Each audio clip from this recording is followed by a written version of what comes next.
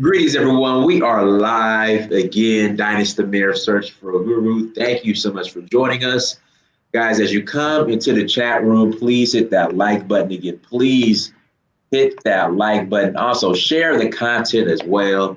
Share the content. And we're just going to jump right into it because we have a very special guest on with us tonight. The legendary, the great, the legend.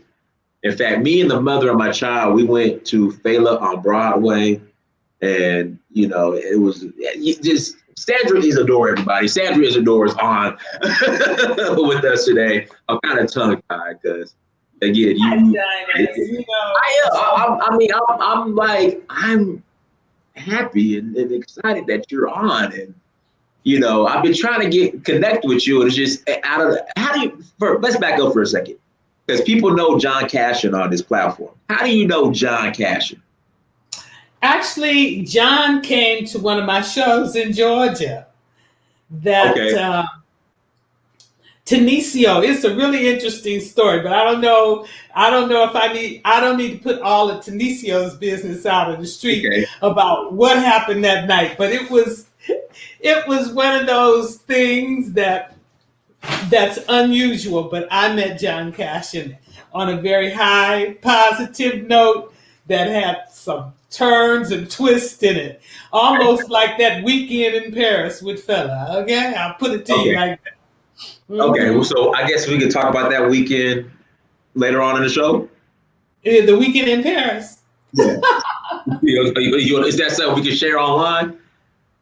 I don't mind sharing it because it's a true event. That weekend in Paris, I'm telling you, if it had been 2 more days, they would have took me out of the straitjacket. Okay. Okay, so let's start from here. So, Sandra Izsadore. So you're known for, I guess, influencing Fela to take his music in a different direction. From my understanding, am I right or wrong? You're right. But let's get to know Sandra before Fela. Like, where are you from? What were you into? Because no one really knows that story. So let's start from before Fela. Like, who was Sandra Izsadore? Who was? Like, what were you into? Like, we just want to know. All encompassed. All encompassed.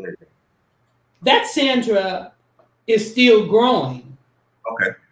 She's still growing, she's still evolving, and she's still developing.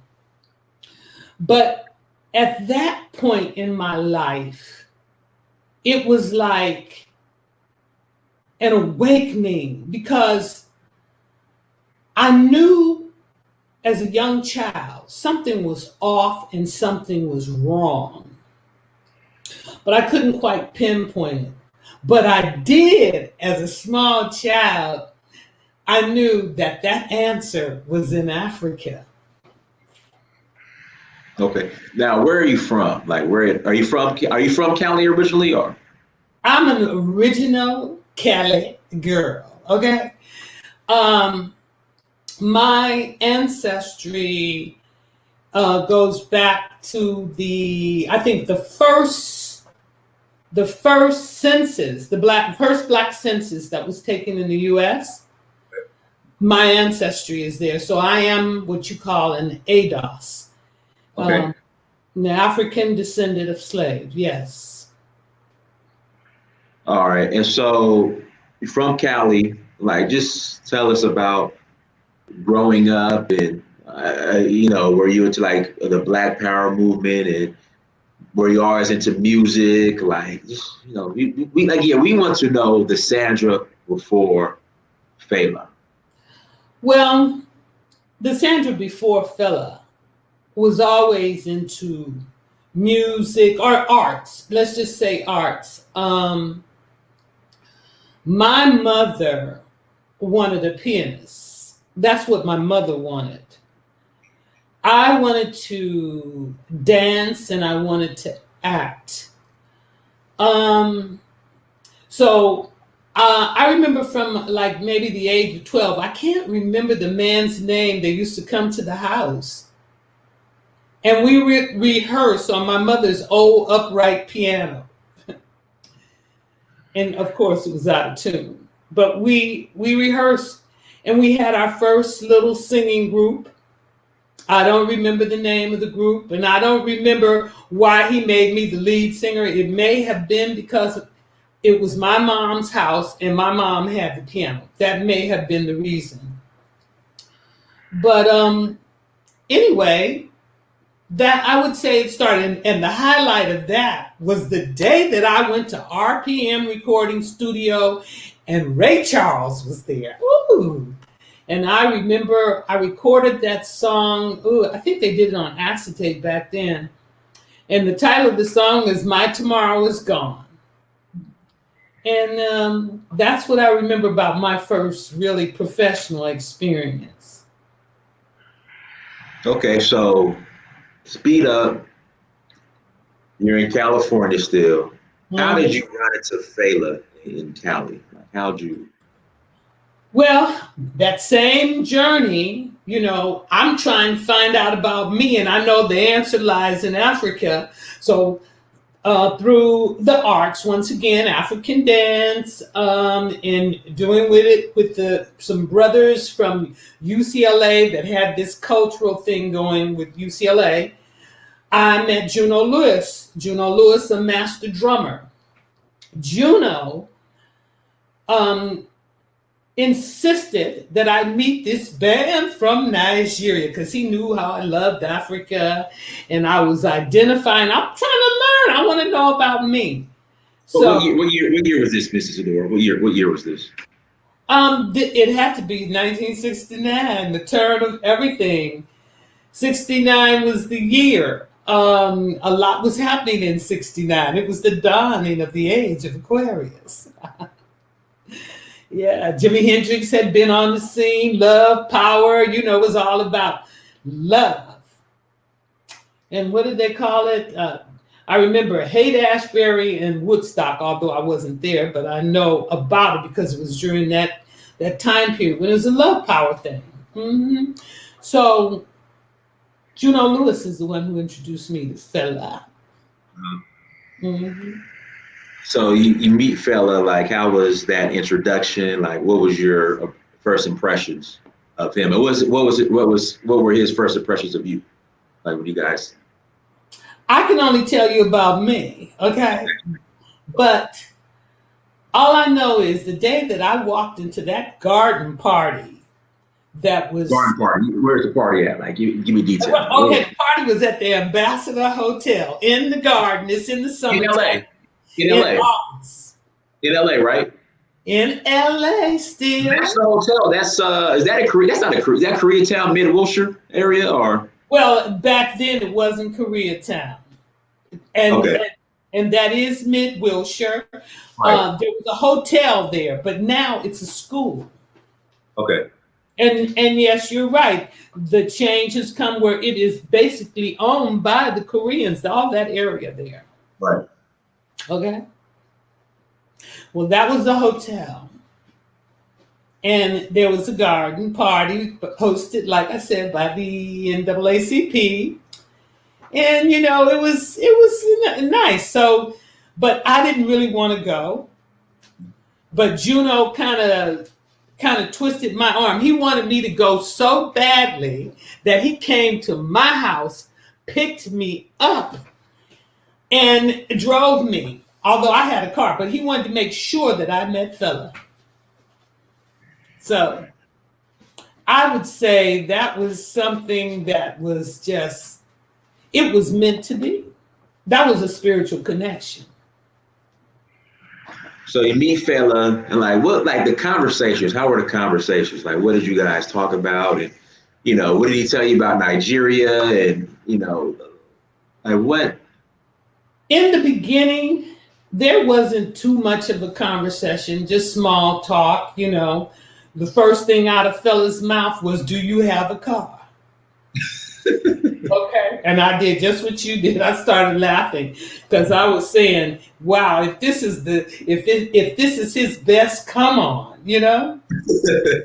So it was funny to me. So because it was funny to me, although I wasn't with my car, but I did have one, right? It was comical to me and fascinating, interesting, because here it is, an African man that was different than any of the other African college students that I had met. Can you expand on that? Well, the most of the college students that I'd met, one of the things back then, they weren't very good with hygiene, meaning deodorant. Right. Okay. Okay. That Yeah. was an issue. And a lot of them were they weren't urban. You could tell that they may have grown up on a farm, their whole life was farming, and they went from farming to America. Fella's terminology was they came, like bush. Okay. Hmm. And not in a derogatory way, but literally living in the bush with where you make your own house and having modern technology or flipping lights and something that's built with cement. Nuh-uh, not like that. We got something with sticks and mud and maybe a tin roof, maybe. Okay. And then Fela, I guess, was more urbanized, and I guess at that time he was traveling, he was touring, and Yes. Okay. So when I met Fela, he was the first urban.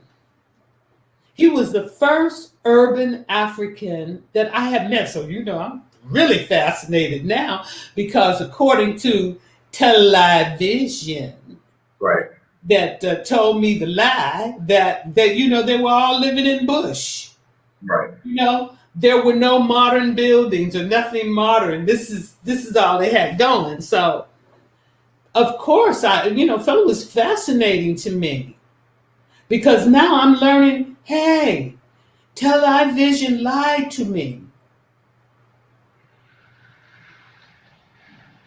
Okay. So you meet Fela, you guys talk, and like what else? These conversations, what did you find out about him? Like what were your thoughts? And Dinus, you are so funny. Now you expect me to go back all those years and try to remember the conversation. The one thing that I remember, certain words, there's certain triggers that you remember. That question that he asked of me, if I had a car, I remember that. The question that I posed to him, if he smoked ganja. right. You remember things like that. What was in between that, I can't tell you because I don't remember. Now, as far as the music at the time, what music was Fela into, or what was he playing? High life. Okay, so out of Ghana, like High Life is associated with Ghana. Am I more associated with Ghana? Am I correct? Well, I thought high life was high life. Right. It's music. I would say it was their indigenous rock and roll. Okay, because we had rock and roll and they had high life. Right. And there had not been at that time. Well, the Americans didn't know. I didn't know there had not been that fusion of music, right? Right. So one of the reasons that motivated Fela to come here to the U.S. was because of the Gerald Pino band, who was copying James Brown style, and the Africans were falling in love with this music much more so than I would say the high life, the Right. jazz high life, is that, you know, because fella was like, he's very much into jazz. Okay. So you would say early, even in the '60s, African music was heavily influenced by James Brown or Black American influence, or no, is that safe to say? Or No, I wouldn't say that. I would say the youth of that time was being influenced by the James Brown, but their moms and dads, they were right, still into the juju music, right. Fuji, and what's that other one? There's another one. Oh God, I forget the name. Not Wahala. Well, anyway, it lose my mind at this time. But anyway, that's the kind of music they liked. And someone in the chat room says High Life originated from Eastern Nigeria. No, I think High Life came from Ghana. Like High Life Well, definitely, in well, my I honest don't opinion, know. I could be wrong. I could be wrong. I think it originated from Ghana. High Life did. I think. Well, I don't care where it came from. It came from Africa, as far as I'm concerned. Right. And you know, it's high life music. And then you know, and each region or country have their own form of their, I guess you could call it, high life music. Because if you go to the Congo, you know Congolese music because it's got that Latino feel. Right. But I think High Life, the Ghanaian High Life, is the more popular. So we'll move on. Oh well, We'll wait move. a minute. You'd have to, Go ahead. Go ahead. I'm sorry. Go ahead. Go ahead. yeah, you'd have to school me on. But I don't know why I was here in Sierra Leone because I know Americans had returned to Sierra Leone, but you know, Right. and you do have a Sierra Leone passport, right? I do. Correct.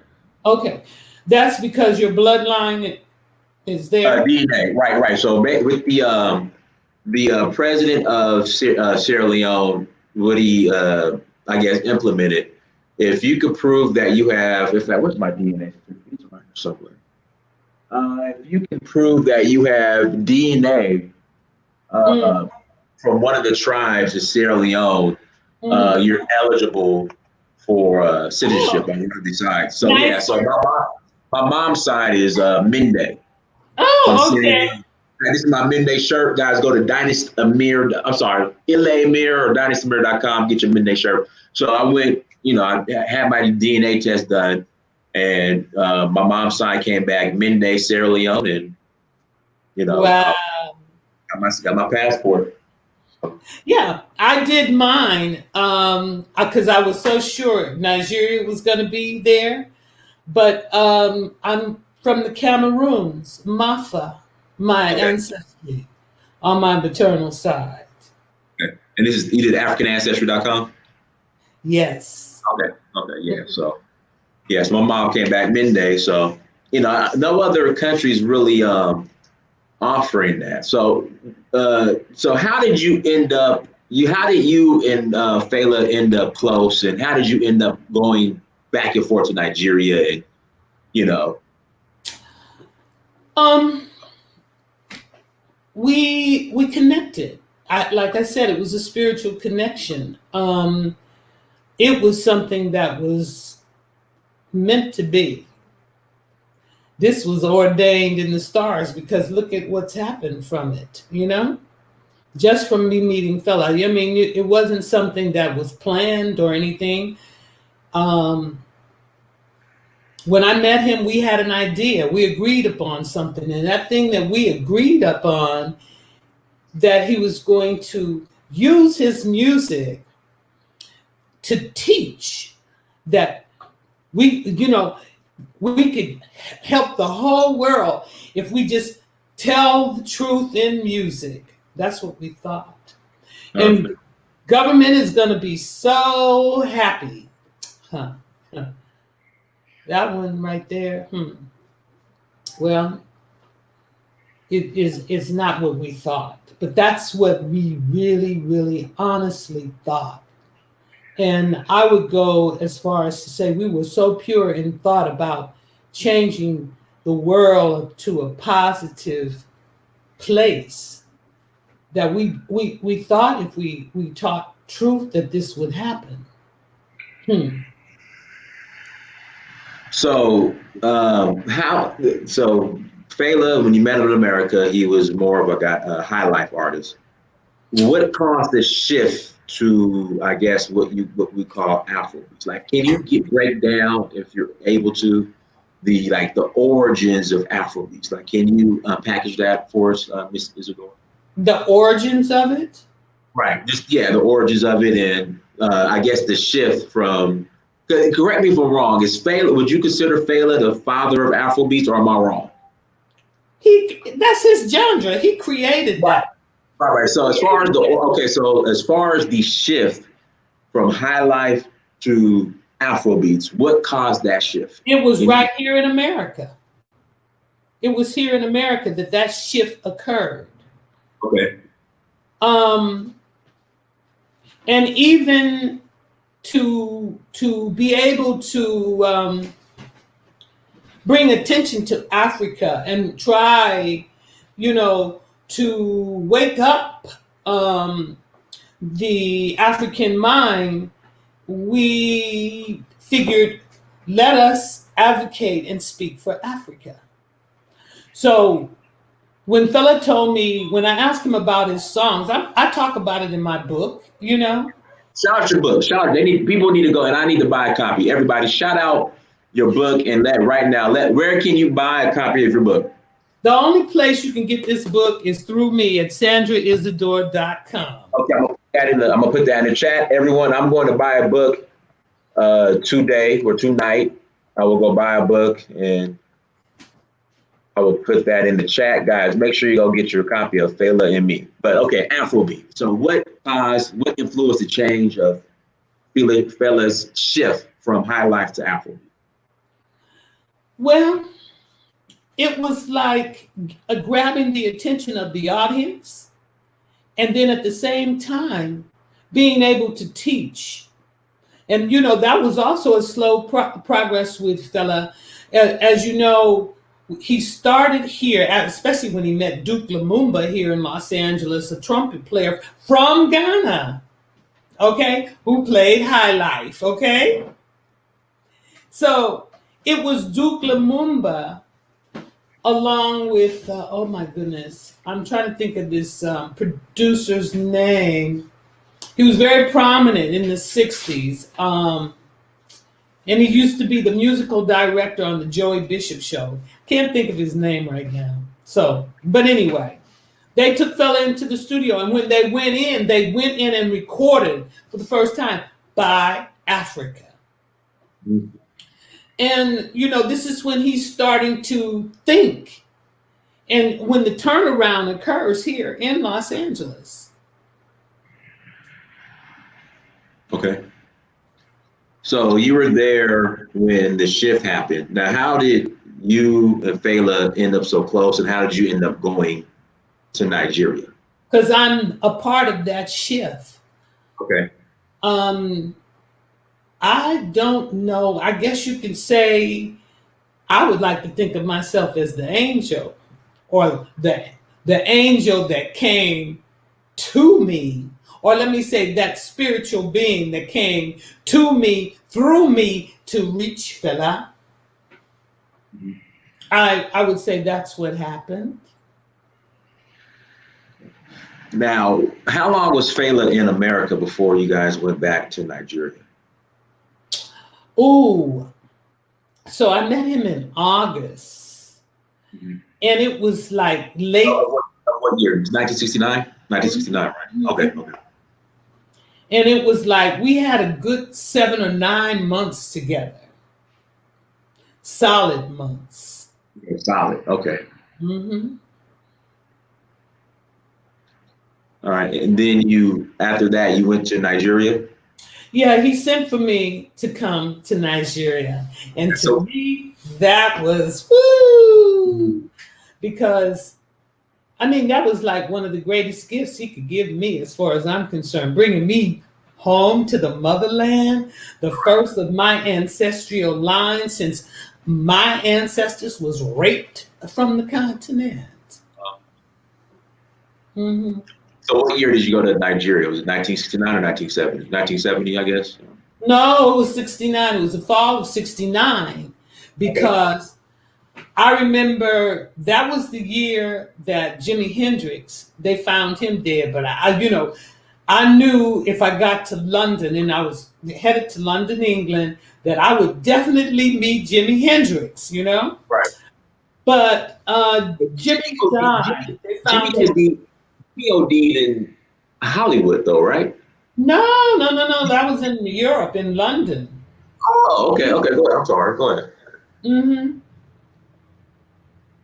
Okay. All right. So how was your first visit to Nigeria? Like, how was that experience? Whew, overwhelming, and it just felt so good. I remember when I stepped off the plane, it was like energy. I could feel this energy it seems like energy embraced me. I could feel it. I mean, it was like, whoo. It was like the ancestors were there and they were happy to receive me. I mean, the energy, it's undescribable. So back in the day, in the late 60s, early 70s, my dad was going back and forth to Africa as well around that time too. Mm-hmm. So from Atlanta and New York, I could fly direct to Lagos on Delta. Okay. From LA, like, tell me, how was that process getting to Nigeria from LA? Like, where did you have, like, where were the layovers? Like, how did that work? And what, did you fly Pan Am? Like, what did you fly? Oh, it was either Pan Am or TWA. But I flew from Los Angeles to Spain. Okay, direct. Mm-hmm, from LA to Spain. And from Spain, then it was up and down, up and down, up and down until I finally, wait a minute, was it up and down that time? Because I don't know, it might have, I don't know if it was the first time. It might have been the first time. It might have been, just some turmoil. Up and down, up and down. You say up and down, what do you mean? Well, you flew from Spain to, I think, like Dakar. Okay, Senegal. Okay. And then from Dakar, I think maybe to the Ivory Coast. Okay, all right. And then I think you had to hit, I don't know. Then I think it was Nigeria. But I know it was up and down, a lot of up and down. Okay. Guys, hit that like button again. Please hit that like button. And what we'll do here in about 10 minutes, we'll open up the lines and you guys can call in and ask a question. Again, please hit that like button in about 10 minutes. We'll go ahead and open up the lines. You guys can ask your questions. So just tell us about, okay, so you're in Nigeria. Oh, in fact, Ms. Izsadore, I stay at the Calcutta whenever I go to Nigeria when I'm in Lagos. It's a hotel now. Yeah, with the museum on top. Yeah. Well, the museum's on the bottom. Well, actually, it's on the first two floors, and then right. Well, anyway, I was there when Sheun lived there, and it was just the house then. Right. And then later on, it became the museum with and hotel and bar. Yeah. So when I go to Lagos, that's where I stay. I stay at the Calcutta. Wow. Yeah. So I'm in the museum, and they got your picture up there. They got your picture up there in the museum, and Kunle treats me very well when I'm there. So Kunle, yeah, Kunle. Kunle, I just love Kunle. Kunle is Fella's second son? I think second, yeah. Yeah, second son. It's Femi. No, it's the daughter. The daughter is it Femi or the daughter that's the oldest? Yenny is the oldest. Okay, so Yenny, Femi. And then it was Sola. No, Sola. It was Sola, and then Which one passed away? The Sola. one passed away? Sola. Yeah. Mm-hmm. Right. Then Sheun's the youngest, right? Yes. I think so. Him and Motu are around the same. I don't know who's older. If he's older than Motu or Motu is older than him. I never met Motu. I never. Okay, because at that time there were two pregnancies, and that pregnancy was Fintola, who's Sheun's mom, and Najite, who is the mother of Moturaya. Okay. Yeah, I don't think I ever met Motu. I've met, okay, it's Kool. I met Femi in LA, and I Mm-hmm. met Sheung. But and I haven't met the daughter that runs the club. Yenny. Yeah. What's the club? What's the name of the club? The shrine. The Shrine. Yes, I Uh-huh. haven't met. So, Yeah. like, tell us how it was back in the day at the Calacuta, at the Shrine, like the experience. Like, tell us, like, just somewhat relive those. So The you were there. shrine. You The were there. shrine. Oh, let me tell you. When it was 14A, now we're talking 1976. Because before 76, he was at Afro Spot in Okay. Yaba. There was a little club in Yaba called Afro Yeah. Spot. Uh-huh. But by 1976, he had what he called the Shrine. And the Shrine was across the street from his residence, which was 14A Agege Motor Road, which was like the family home. So that was back in 1976. Whoa. Oh, from 69, I would say all the way from me up until 76. No, I even go further, even into the early. Nigeria was booming. Right. And for me, it has gone from booming to what I thought this beautiful rose that had so much, as far as potential, to what's happening there to the masses today is just, it's disheartening. And guys, I want to correct myself. I said James Brown played an influence in African music, but African music existed way before James Brown. So Oh, I apologize about that. I just yeah, let me no, correct myself. I apologize about that. Uh, Now, so yeah, at one time, in fact, a lot of my older Nigerian friends tell me, at one time, 1 naira, I guess, equaled $1 or was even stronger than the US dollar.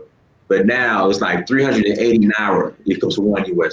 So you know what? The Naira was right there with, I would say, along with the British pound. It was, Nigeria was thriving, and she had so much potential.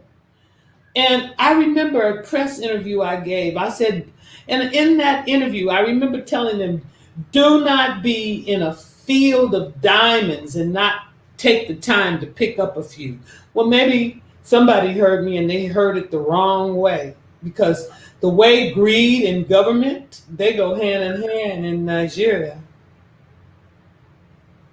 so were you when you heard when Fela got sick? What like were you around at all? Or in fact, let me back up. So obviously, Fela started having problems and issues with the government. I guess was it under Buhari or was it under was Buhari the military dictator at the time, or was it before that? Buhari and Obasanjo are the ones that burned down his mama's house. Okay. They're responsible for that, but it was an unknown soldier. But even if it's an unknown soldier, isn't the government responsible for her soldiers? Right. Right. So were you around during all of that at all, or were you going back and forth to Nigeria still? I was going back and forth, but mostly forth, because I'm really blessed and thankful that I was not there at the raid in '77. I wasn't there at that raid at the other Calacuta, the second Calacuta,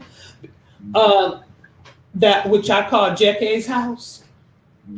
I wasn't there at that raid either. So I'm thankful because those raids were horrific. And Right. probably if I had, God, I'm just thankful because had I been there, I probably wouldn't have survived it. Those African women are strong, and the men too, they're very strong to have endured all that they are enduring, still enduring. It's really sad, what's going on in Nigeria today with the SARS movement. It had started slowly then, but now it's like it's out of hand. And it seems as though to me, anybody going into government, they're going in to come up off the people rather than building the country. And I can say this, they do have a nice facade going. So around Fela's death, I think Fela passed away in 96 or 97. Am I right? Am I wrong? 97. 97. So where were you around, later on? Okay. I was here in America. Okay. I knew way before the announcement that Fela had AIDS.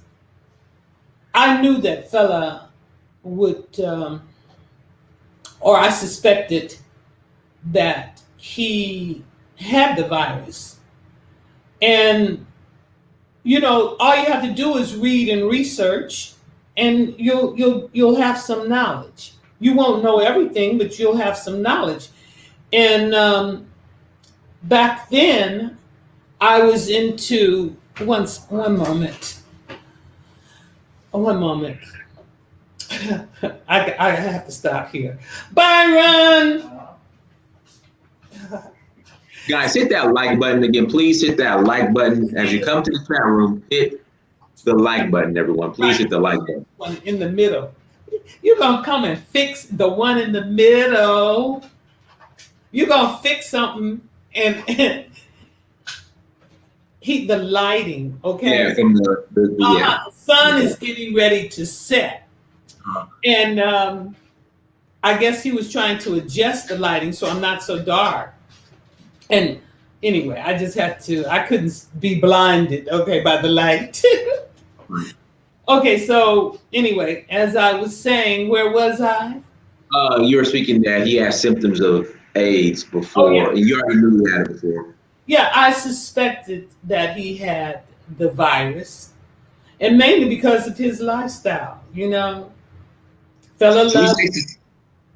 Go ahead. I'm sorry. Go ahead. I'm sorry. No, Fela loved women, and he would. It was nothing for him to sleep with multiple women in a day. Right? I would say it was more like a sport with him. So when you say when do you think? So he passed away in 97. When do you think he started showing symptoms?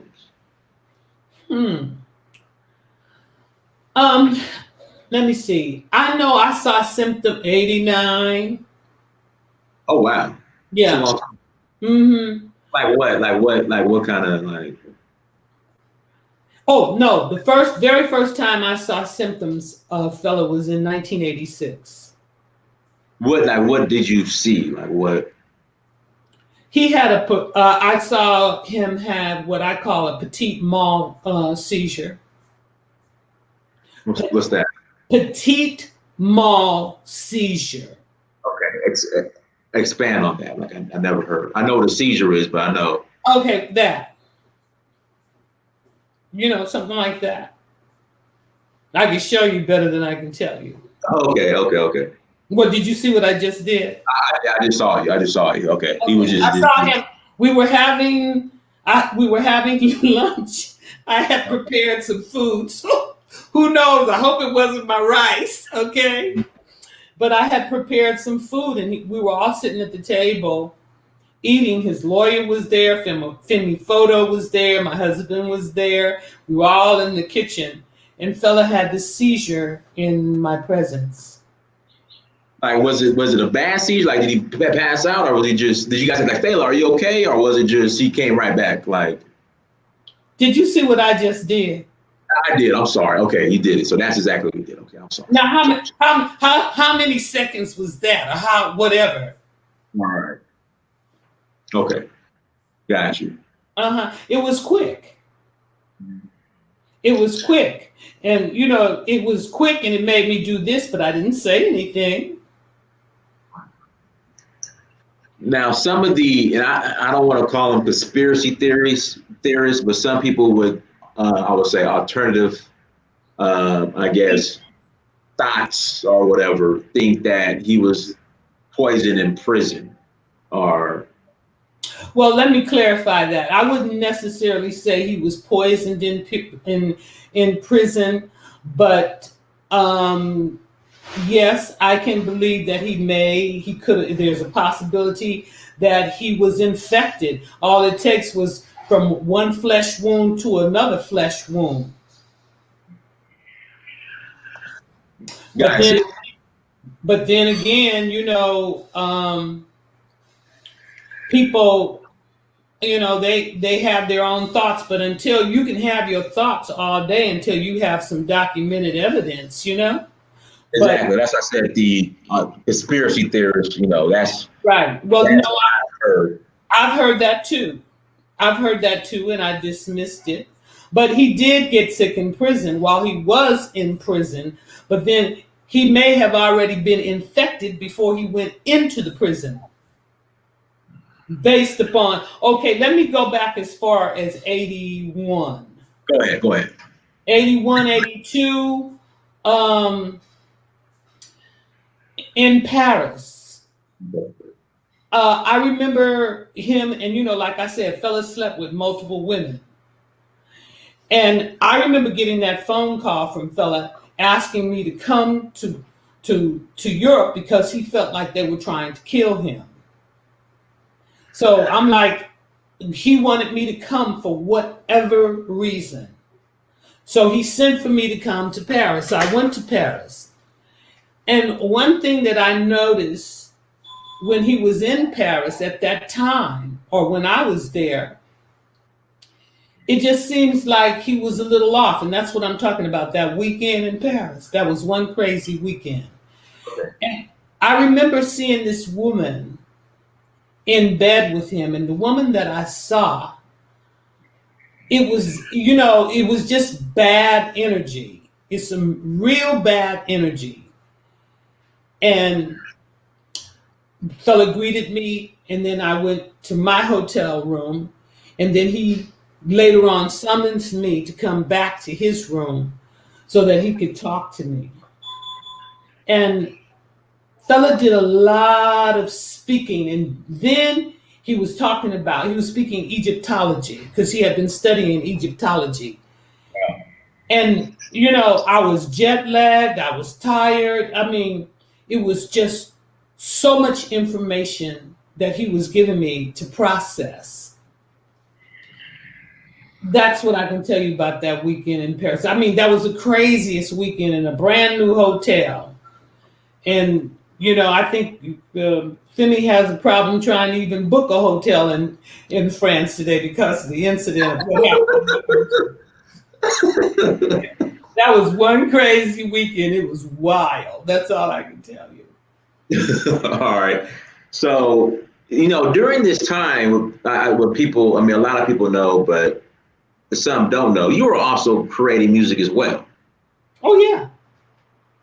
Yeah, can you talk about your genre of music and like what influences you? And well, the type of music that I write, I love a good beat, but at the same time with the beat, give me a message. Would you please educate me?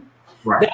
That's where I am, and it's very few people out here that are going to educate you through music. Now, I love Josh because he's hilarious. with his truth that he be talking about the Nigerian government. So much so that he had to leave Nigeria for his own safety because they started threatening him for singing and speaking the truth, you know? So, I mean, it's a song, it's an art form. And if there's some truth in that, then go ahead and be scared. But don't kill the messenger. And that's another thing that I find Nigerians are quick to want to kill the messenger. You know, they grumble, you know, but you're not getting up to make change. And I want to commend the youth over there in Nigeria today. I want to commend them and I want to thank them for coming together to say enough is enough. And what's his name? Omoyele Shuwore. Okay, Shuwore. Yes, Omoyele Shuwore rang the bell, you know, and I support him. But then when I was saying I was supporting him, then that's when I started seeing about the tribes, and that's why my music that I write, Run Run, has to do with this. When somebody comes forward, how they start, you know, I be trying to pass messages. And oh my. And it has to do with what happened October 20th of 2020 at the Lekki Bridge with the Nigerian government out of control. So yes, when I write songs, it's about something that happened. I wrote a song years ago entitled Family. And it had to do with the murders in here in the States, just unnecessary killing, you know. So mothers killing children, babies, the song entitled Walk With Me. So that's how I write. So now I have some new material, 400 Years, which is basically a true story. The Run and Oh My, I had the blessings to have a young Nigerian youth featured on those songs, you know, so Araguns. So, you know, big ups to him and M. Josh, and not to, you know, I love me some Burna Boy and some Niniola, some Tiwa Savage, you know, and they all give props and recognition to Fela. So, you know, and even here in America, you know, Cardi B was over there in Nigeria. So America is waking up to Nigeria. They're waking up to Africa. And it's important. Now, when's the last time you've been to Nigeria? October of 2015 for Celebration. Celebration. You know, they used to do Celebration here in Atlanta, like I don't know what's the last time they did it, but I went, you know what? It's funny. I went to Celebration in 2015 here in Atlanta. Did you? Yeah. Well, I'm sure Tenicio Sinsima probably had a hand in that. He may or may not have it, but I know he was promoting some shows there in, I want to say Nigeria, Atlanta. Yes, I've been to a couple. I think did I go to a Celebration in LA too? There used to be, so I'm gonna tell you how I was introduced to Fela Kuti. Okay. It was this, I was so tired of hip hop and rap music back around 2007, 2008. It was trash. I was tired of it. Mm-hmm. So I started listening to techno music. I'm like, it's just not me. Mm-hmm. So my homeboy calls me. He says, Dinus, I want you to come with me to this party called The Lift. Okay. So they would have it at a secret location once a month. Uh-huh. Like you found out the location the day of the party. Like they sent you an email like the day of. So we all went and they started playing this music. I'm like, man, what is this?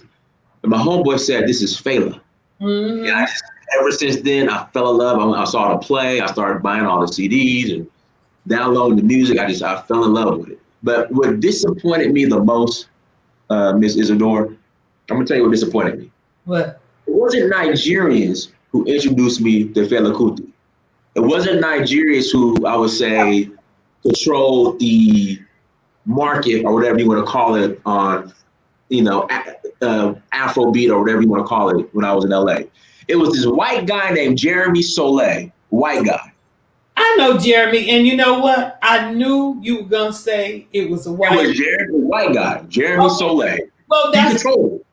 Let me tell you, I'm not surprised because I am in the music industry, and and when I say in it, I'm on it on both sides. My husband is an audio engineer for like A-list clientele here, and through him, I've been able to be on the American side and going to rap concerts, being in the audience, seeing who is patronizing this rap music. Right. I will never forget, my husband invited me to come. Actually, it wasn't invited. He had been on the road touring with, what's his name? What's the guy that's married to Travis? It was Travis Scott, and it was, what's the other guy's name? The tall, young Thug and Travis Scott tour. So I was able to. This is how I came into knowing what the audience looked like. Mm-hmm. And when I go to Migos concerts, concerts like that, mm-hmm. and you see who the audience is, mm-hmm. the majority of the people in the audience, it's all these little white kids. And right. I remember sitting at the council, because he got me a nice big comfortable chair to sit in.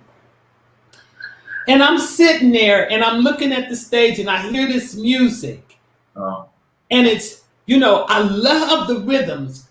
I'm listening to the rhythms and I'm saying, wow, these are some really hot beats and things, because, I like music.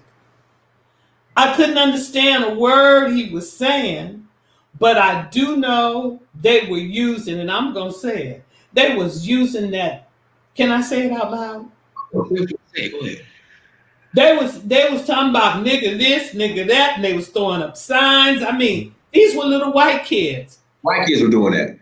Yeah, they knew all the lyrics. They knew all the lyrics to the song. They were sagging, pants sagging, and all that. And I'm looking at this, and I'm saying, they're really into this music. And I said, is it because they get a chance to use the word nigga? Or what is it that's fascinating about this music? Because music ain't really saying nothing. It ain't teaching you nothing. And I don't, that's an abuse. That's an abuse of a spiritual gift that was God-given, a spiritual gift. And that gift was, it's a universal language. And what they've done, fella had a phrase, he said, use music as a weapon. Well, America certainly used it as a weapon. Not only did she corrupt the American youth with the music, but she took it across the waters to Nigeria. And Nigerians, it ain't been done until a Nigerian do it. Because they're going to put all the spices and the flavors in it that you ain't going to get over here. And it's going to be better. And to me, if you ask me, the hardest artists right now on the planet are coming out of Nigeria. I'm going to tell you what the problem is, though. I'm going to tell you what's going to come down the pipeline. And my Nigerian friends were arguing with me. Mm-hmm. Give it 3 or 4 years. The Afrobeat Katy Perry and Vanilla Ice is coming. And once that happens, it's over. Let me tell you something. I certainly hope in the name of Afrobeat that we do not have apparently you haven't seen the band from Chile. There's a chick in Chile, Nguyen, the lead vocalist, she's a Latina. She burning upside down. That girl singing the song the fella wrote for me, she hot with it. And I know you've heard, let me see, who else can I speak of? Right now, she's the only one who I can call. And from Nguyen, they got it.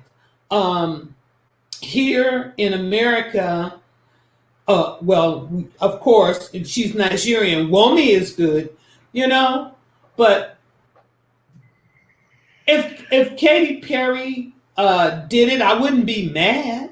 Well, not Katy Perry. It's just these record executives, these European white record executives here in America, they already got. In fact, in Acacia, I think there's like a Sony headquarters is in either. What do I see in Acacia? Yeah, no, they're Sony. there. They're there.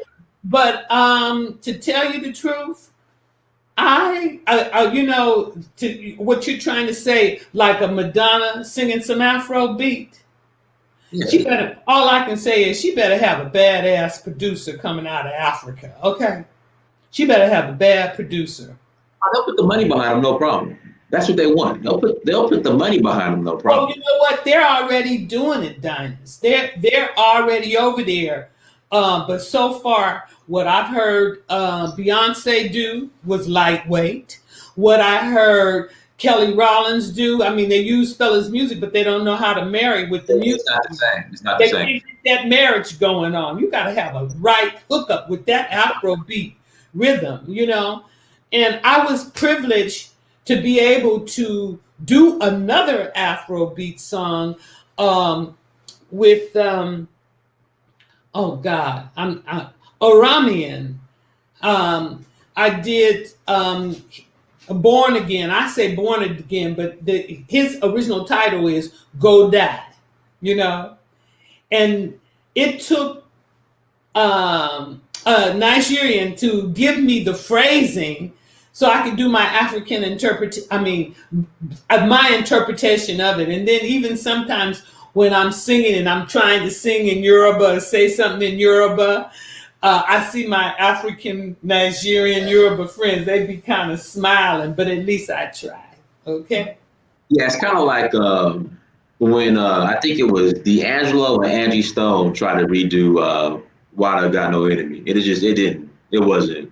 You know what? The only people that I found that can play Afrobeat hardcore, they're coming out of Latin America. If they're not Latin American, they're white boys that have taken the time to study. But to be honest, I haven't seen an American Afrobeat band. I have not seen one. They can't get those rhythms for some reason.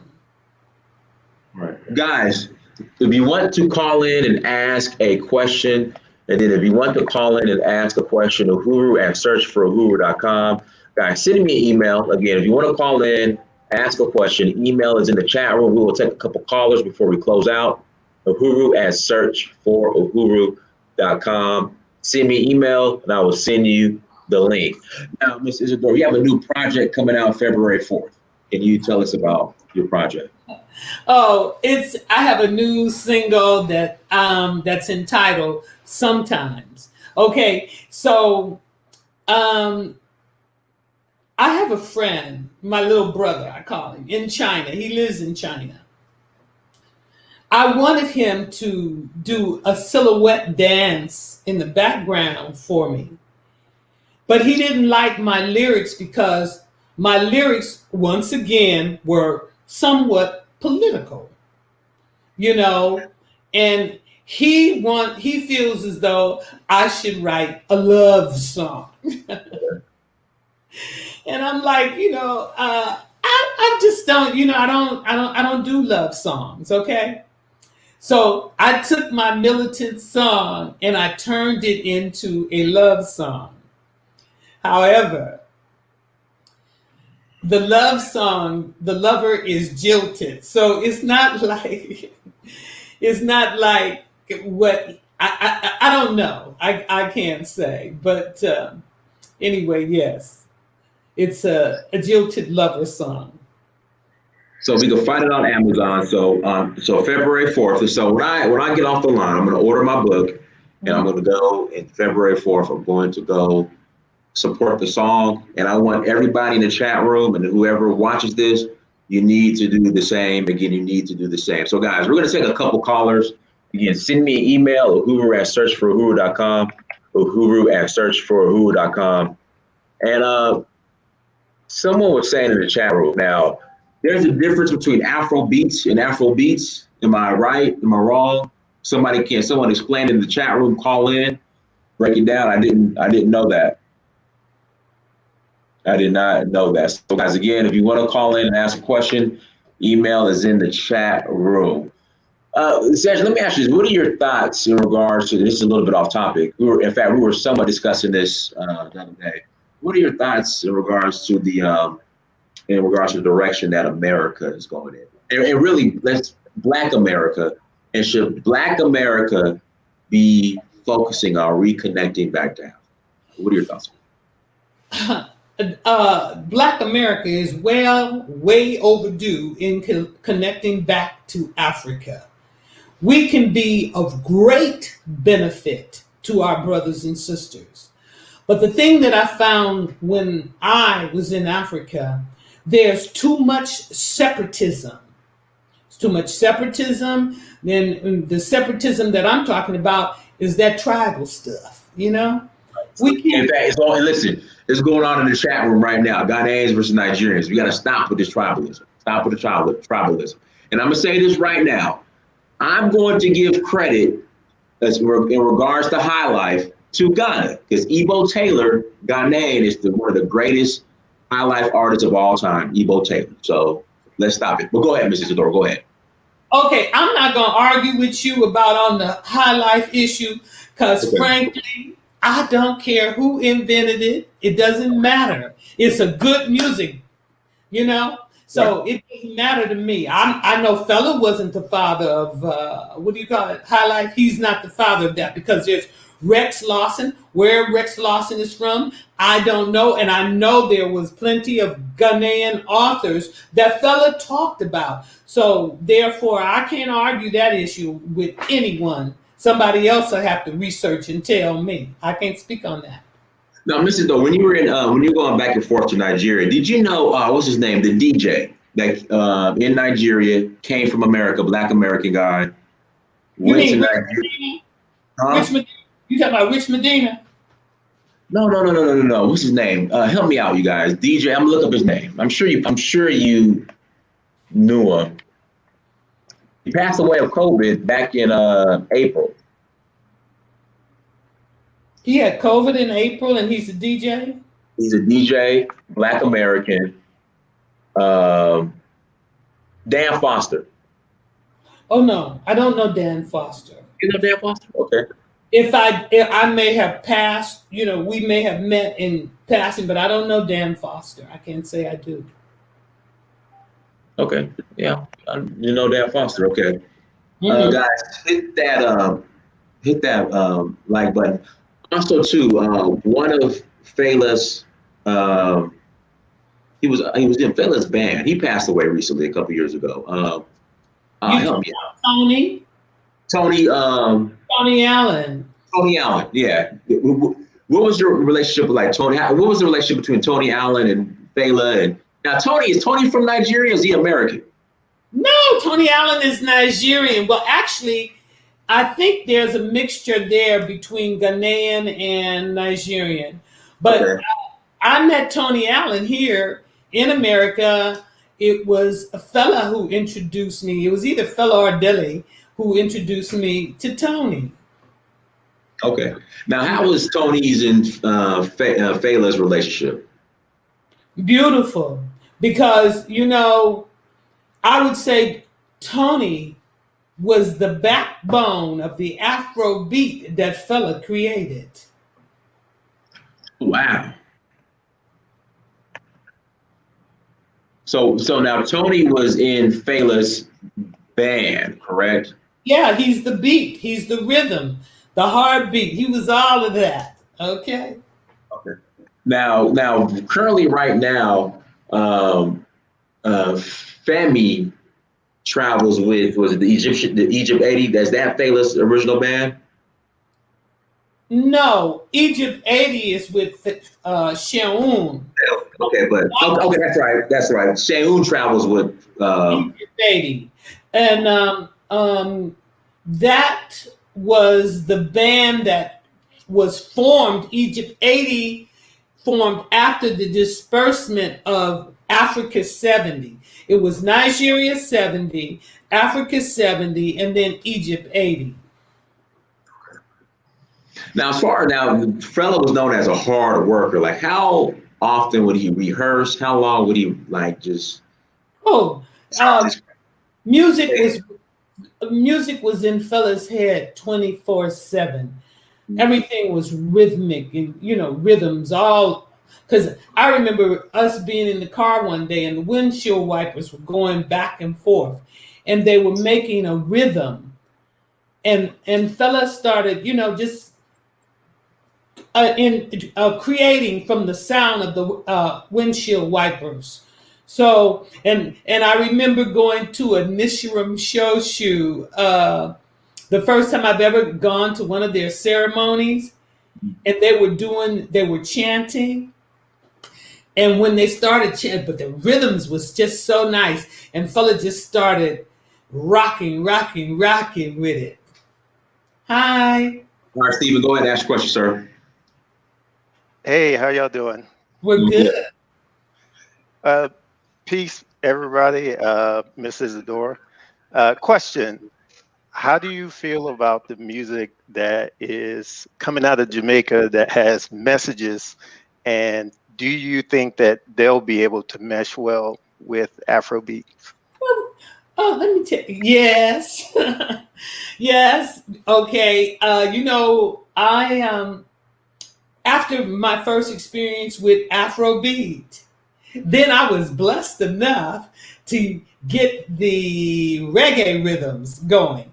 And I mean, so much so, and so honored that I was able to hang with Bob Marley and Peter Tosh, So yeah, that roots reggae, yes. The marriage, and Jamaicans have been in Nigeria, and if you ask me, Jamaica is little Nigeria. Come on now.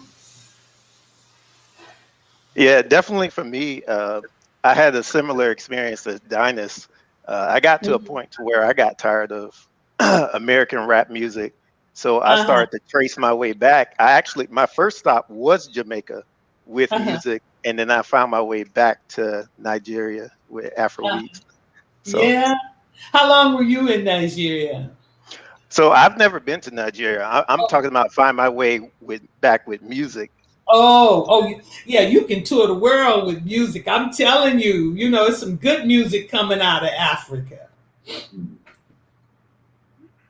But that was sorry, it. Go ahead. No, yeah, that was my only question. All right, hey, we appreciate you coming on, brother. Yeah. All right, Mike, go ahead, Mike. Hey, Dennis. Sorry. Hey, what's up, Mike? Yeah, can you hear me, Dennis? It's kind of muffled, but you should be okay. Go ahead. Oh, okay. Oh, wow. This is a legendary interview, man. Hello, Miss Izsadore. Hi. How are you? Man, I've been one of your biggest fans ever. So this is like, I don't know how to describe me having this opportunity to even ask you a question. Wow. So the greatest question I want to ask is, did you ever had a chance to meet Fela's mom, Miss Fumilayo? And what can you tell me about her? Let me tell you about Mama. The thing that I can tell you about Mama is that she was a very strong woman, very reserved, but strong. And I don't think I got a chance to know her as well as I would have liked to. Not like Auntie Sonia, because I lived in Fela's mom's house for in Abeokuta. That's yeah, up yeah. And I talk about that in my book, being at Mama's house, but that was an experience, just getting to know African life. And plus, she's the one who gave me the Red Book, because she had gone to China and met with Mao Zedong, So she gave me 2 books to read during that period when I was there with her. One, Chariot of the Gods, and Mousy Tongue, the Red Book. Mm-hmm. Wow. Did oh wow, I don't know. There's so many questions, but I Yeah. just don't want to take too much time. Another thing, she gave me the name Miss Moi Moi because that was the first time I've ever eaten moi moi.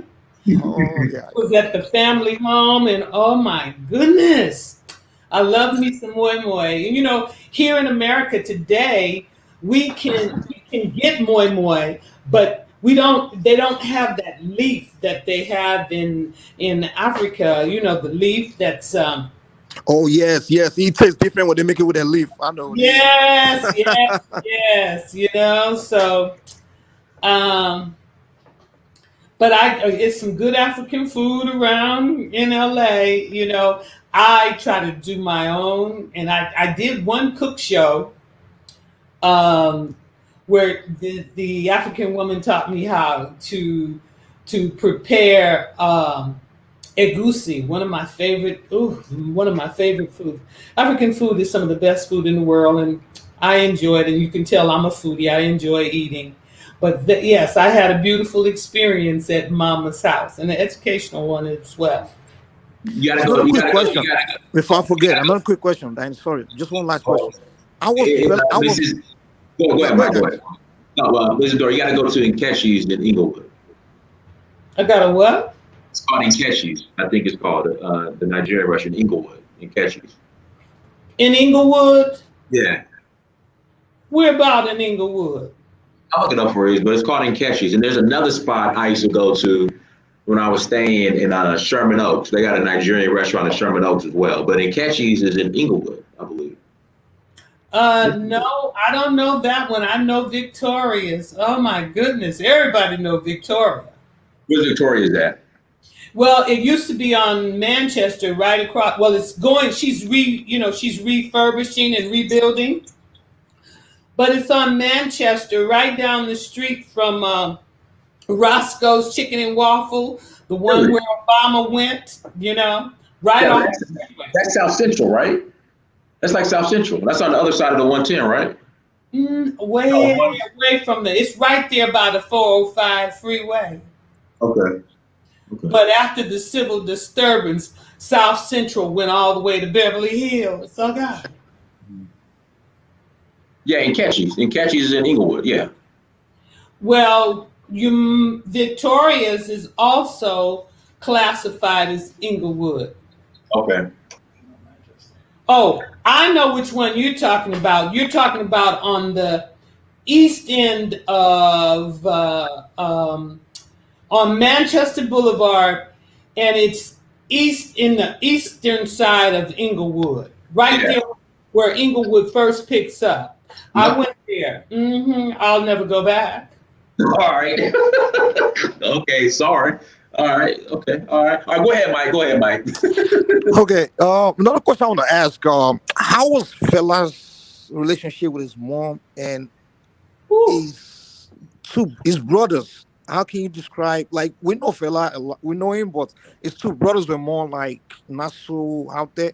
So how were their own personality compared to Fela's personality, and how was his relationship with his brothers?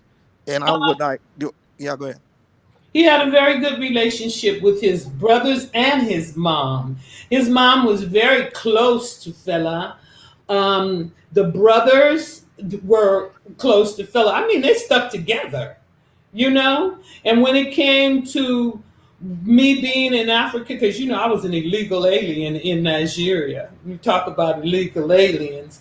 Well, I was definitely one in Nigeria. And Fela's brothers, they took care of me. The whole family looked out for me, you know? Who was nicer between Beko and Olukoye?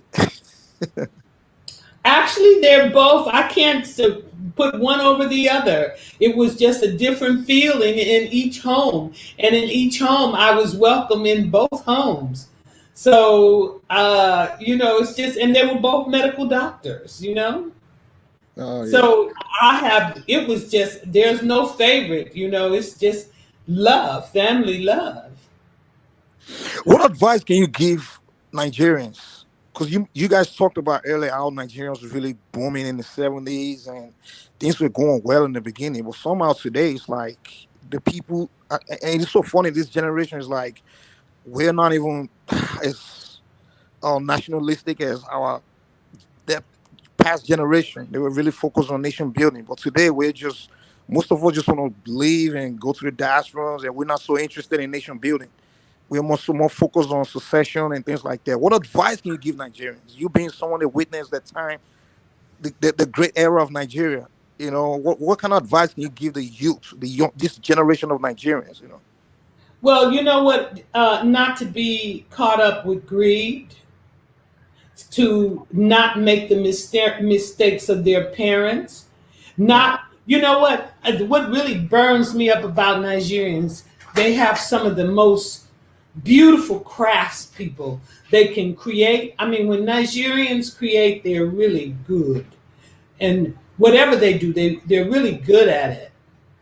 But they'd rather, instead of promoting their own and buying their own, they'd rather go and support the Chinese, the English, the anybody but home. And you have people in the West, going to Africa, buying the fabric. I mean, really like, oh, look at this. But the Africans don't appreciate what they have. The Nigerians don't appreciate. And it's like that Willie Lynch syndrome. You know, you, they're taught to hate themselves. So, I'm waiting for those Nigerian youth to wake up, because your parents, those in my age group, they've robbed you. They've robbed you because they didn't wake up and they didn't try to make change. They were so caught up in exploitation. If you're not part of that ethnic group, then you're overlooked. And I mean, that prejudice and that differences and that divisiveness, I have a problem with that, And that's one thing I can say. I'm going to say it loud and clear. The good part about the slave ship is that they jammed us all in there together. God forbid my ancestors that died and suffered along the way. But one thing that persecution did and that rape did to us was brought us together as one people. We're black. And they have all that divisiveness going on in Africa. I have a problem with that. The youth need to wake up and realize we're all in this boat together. Together, we can swim, and that boat will stay afloat. But once we start fighting in the boat, we ain't gonna never have anything. And until Africa wakes up, the rest of us in the diaspora, we're gonna suffer. And I'm sick of this. Do you think the diasporans actually have what it takes to actually open the eyes of the Africans? You're gonna ask me that? Let me tell because you. The reason why I said that. Do you know that the most educated group in the world are Nigerians? They hold more PhDs and master's degrees and BAs than any ethnic group on this planet. But at the same time, why? Why is the Nigerian at the footstool? Why is Africa at the footstool? They let these Europeans come into their country, divide up their continent in all these different countries. What is it, 52 countries on the continent of Africa? Everybody got their own money. Everybody got their own leadership. Divide and conquer. Willie Lynch all over again. The reason why I asked that question is because I think one of the main reasons why the Africans seems to, just like you described, the whole divisions among them and just ethnicities and those things. What I noticed is the Africans are actually more into those that are not really exposed to the real monster is really the fundamental enemy that's out there, and the diasporans being people that actually grew up behind enemy lines and actually had the historical experience of slavery and the constant racism, can look at Africa and come into Africa and actually see those issues we're having as something that's really ridiculous and supposed to be petty. So that's why I asked that. Do you think if the diaspora can come over and actually open the eyes of the Africans to what's really going on out there? Like Well, what? based upon what I do know, and from the ADOS, and when I mention ADOS, I'm talking about conscious Black people that know our story and that have studied. They realize the importance of coming together. So yes, I feel as though African Americans in Africa can be a great help as long as you keep greed out of it.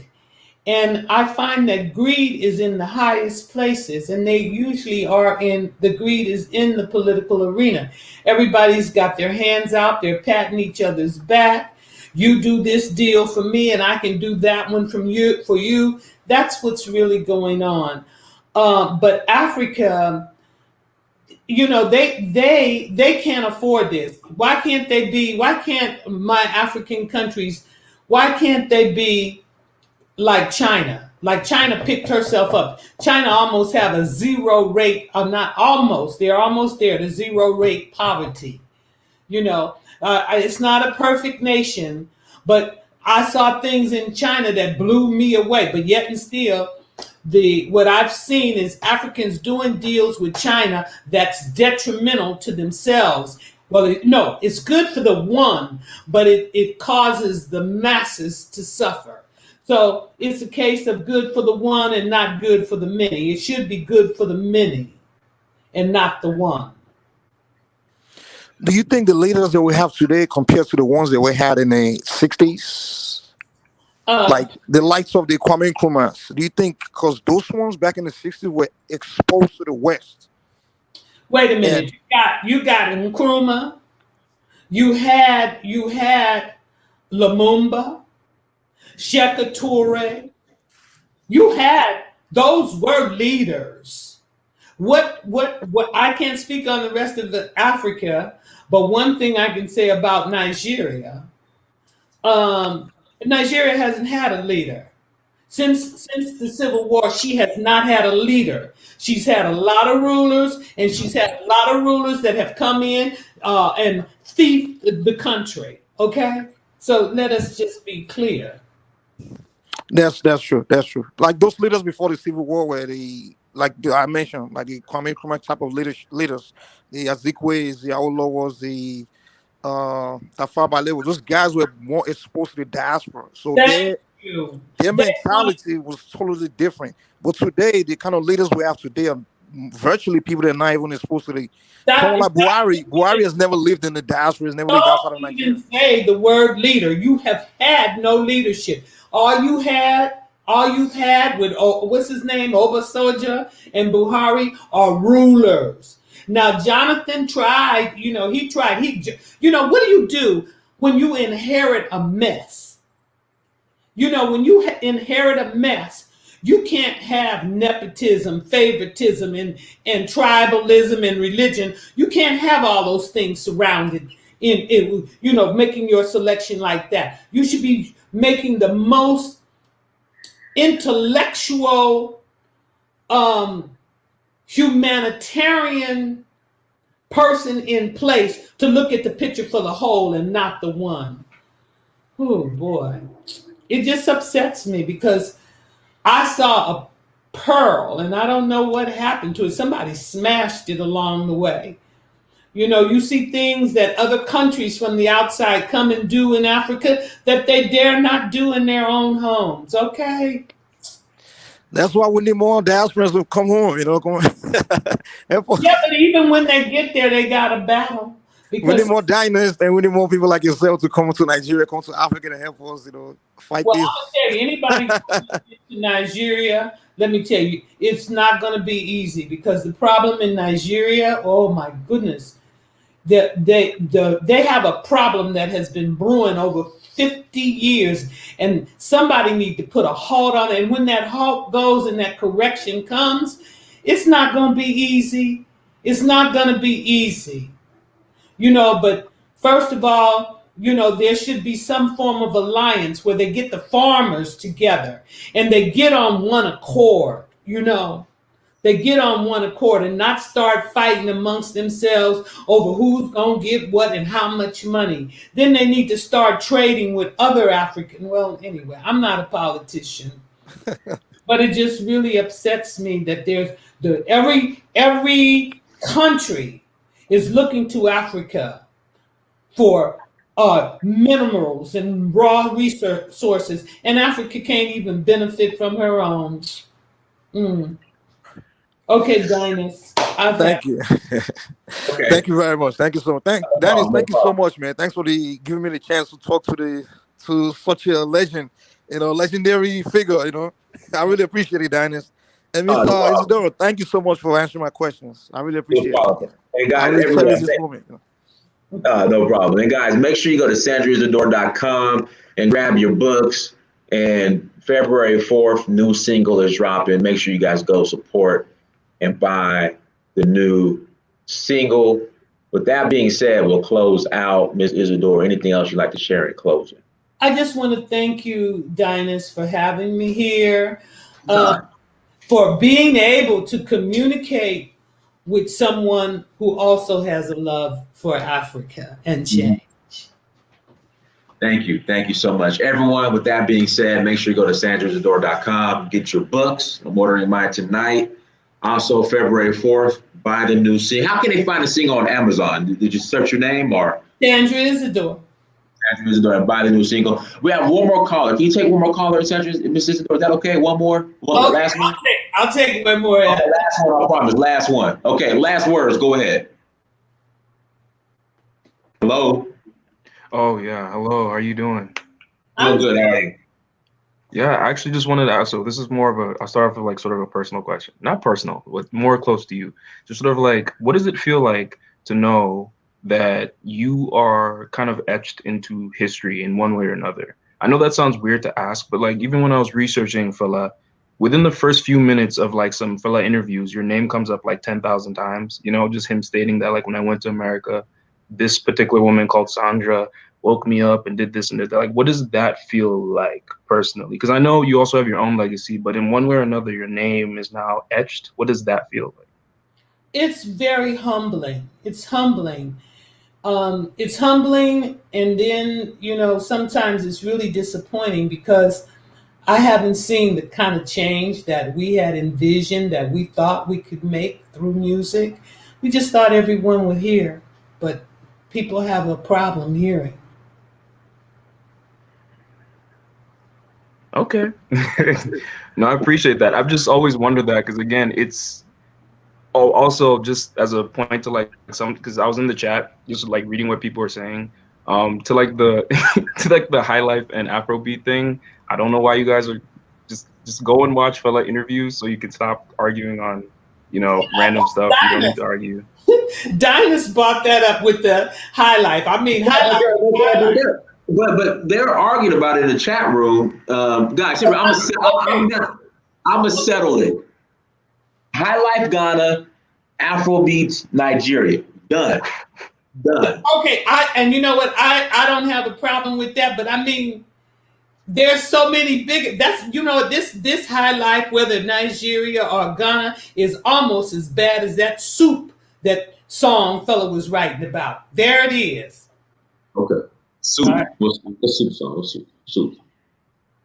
The very first thing that Fela when I asked him what was he singing about, he told me he had written about his soup. That, whether High Life is Ghanaian or Nigerian, is right there in the soup pot. Okay? Okay, got you. Okay. All right. Last words. Any other questions? Yeah, final one, because I know you guys are trying to skedaddle out here, so I don't waste any more time. Oh, skedaddle. Is that a Southern term? Because that's so funny to me. We got to skedaddle. Okay. Also, again, just looking at like pushing forward, I feel as though more and more in truth comes forward, because I feel like there's a shift, a mental shift among people who look like you know, us, I should say.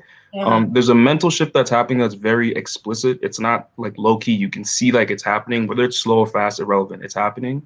Yes. What do you think the actual truth that people are working towards is? Because yes, people want to unite and all that, but like, what is this truth we're heading towards? Like, what is it that people are like looking for right now? You know, like the reason I'm subscribed to Dynast is because he's traveling Africa and he's clearly searching for something. Everyone is searching for something. I'm like, what is this thing that it seems like everyone is searching for right now? That inner ability, as far as I'm concerned, that inner ability to go into your purest, realest place and express that in the most loving way you can, and deliver that truth, no matter how painful that truth is.